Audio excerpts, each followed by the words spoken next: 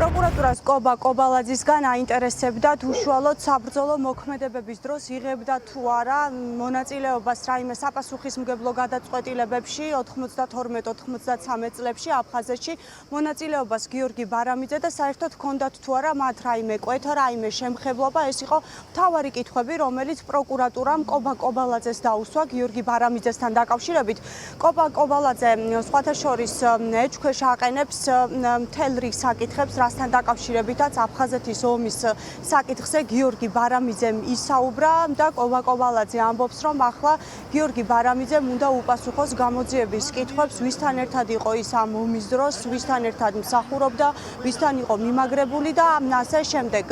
ფაქტი ერთი არის, რომ კობალაძე ამბობს, რომ არანაირად არ ჰქონია ტყვეებთან დაკავშირებით გიორგი ბარამიძის მიერ გაჟღერებულ ინფორმაციას ადგილი აფხაზეთის ომის დროს. გიორგი ბარამიძეც ამას ამბობს, რომ მას არასწორად გაუგეს და სხვათა შორის დაახლოებით 5 საათზე მეტხანს გაგრძელდა გამოკითხვა, რომელშიც პროკურატურა კითხვებს კობა კობალაძეს უსვამდა.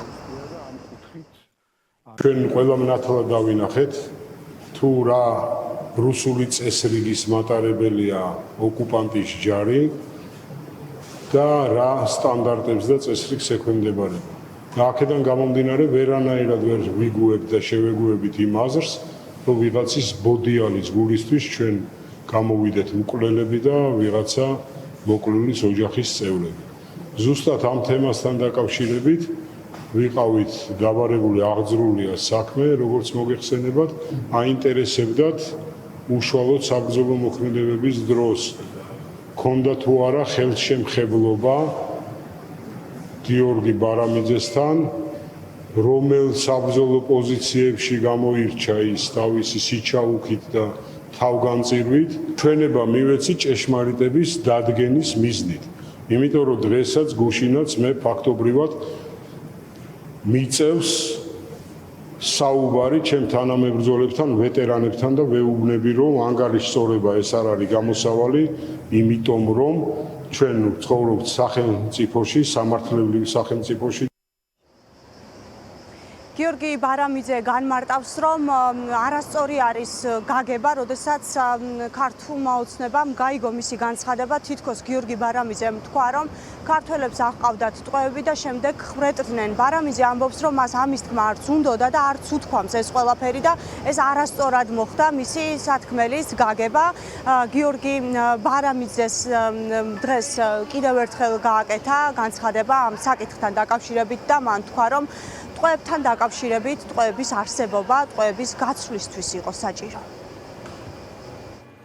სულ არ გამკვირვებია რუსული რეჟიმის მხრიდან ჩემი სამართლებრივი დევნა. მათი მხრიდან არც ქუჩაში დახვედრა და ფიზიკური ანგარიშსწორება და არც ტყვია გამიკვირდება და არც ადრე შემშინებია, არც მით უმეტეს ახლა არ შემეშინდება. ეს შიში მოვითავე აფხაზეთში როცა ვუმობდი, მაშინაც ჩვენი სამშობლოს თავისუფლებისთვის და დამოუკიდებლობისთვის ვიბრძოდი იარაღით ხელში, მერეც უკრაინაში და რუსების მიერ ამის გამო მოსჯილი მაქვს 6 წელი და 6 თვე. ხოლო რაც შეეხება ჩემს ინტერვიუს, ანუ ძალიან მოინდომა პროპაგანდამ, რომ და მაგათ შეუერთდნენ ასევე პოლიტიკური ტურები, რომლებიც ნაციონალურ მოძრაობას უფრო ებრძვიან, ვიდრე ამ რუსულ რეჟიმს. რომ თურმე მე მithქვამს, რომ ჩვენები ხალხს იყვანდნენ, ტყვეებს იყვანდნენ, სადღაც სვამდნენ და მერე ხვრეტდნენ. ეგეთი რაღაცა არ მithქვამ. მით უმეტეს ეს არ ეხებოდა თითქოს რაც უნდათ მათქვა, რომ რაღაცა ქართულმა ჯარმა რაღაცა ჩაიდინა და ქართულმა სახელმწიფომ და რაღაცა ბოდოა აბსოლუტური, ხო?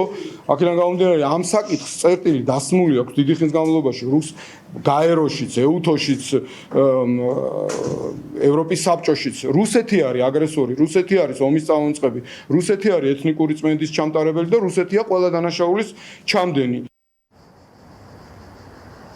ნაციონალურ მოძრაობაში კი აცხადებენ, რომ სიმბოლურია, რომ ქართული ოცნება ხელისუფლება, რომელიც წინა ხელისუფლებას აბრალებს 2008 წლის აგვისტოს ომის დაწყებას, ახლა იწყებს გამოძიებას გიორგი ბარამიძის წინააღმდეგ და მას ქვეყნის ღალატს და საბოტაჟს ედავება. მაშინ, როდესაც გიორგი ბარამიძეს 6 წელი და 6 თვე რუსეთმა მიუსაჯა რუსეთის წინააღმდეგ ბრძოლის გამო უკრაინაში, ამიტომაც ნაციონალურ მოძრაობაში ამბობენ, რომ თუ ვინმე ღალატობს ქვეყანას, ეს არის ქართული ოცნება.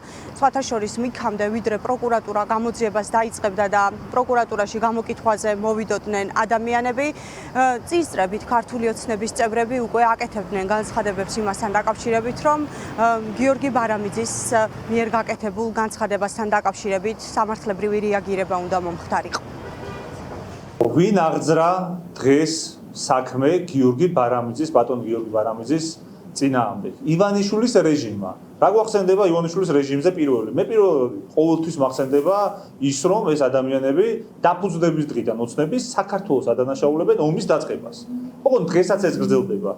ეს ხალხი საუბრობდა და მათი ზოგიერთი წარმომადგენლები რაღაც მომენტებში საუბრობდნენ მძინარე ცხინვალის დაბომბვაზე, საუბრობდნენ სააკაშვილის მიერ, ანუ მთავარსარდლის მიერ ომის დაწყებაზე და ეს ხალხი დღეს ადანაშაულებს მათ შორის სხვათა შორის აფხაზეთის ომის ვეტერანს, იგივე უკრაინის ომის ვეტერანს გიორგი ბარამიძეს საბოტაჟში და ღალატში. ძალიან მძიმე განცხადება იყო, რაც მოვისმინეთ ქართული სახელმწიფოს წინააღმდეგ, ქართული ჯარის წინააღმდეგ.